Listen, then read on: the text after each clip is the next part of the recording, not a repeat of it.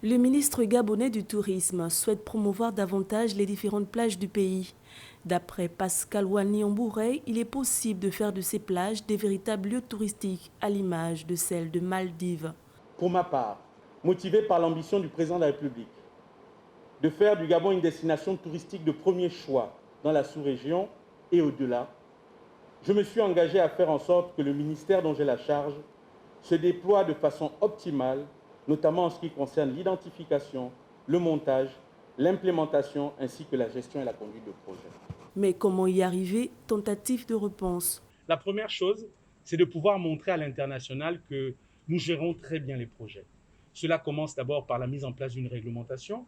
Et en ça, je félicite le président de la République d'avoir promulgué la loi sur le tourisme. Ensuite, c'est de pouvoir échanger dans une même phase avec nos partenaires de premier et de second niveau. Nos partenaires de premier niveau au niveau du Gabon, ce sont les opérateurs économiques. Nos partenaires de second niveau, ce sont tous les investisseurs qui souhaitent intégrer le pays.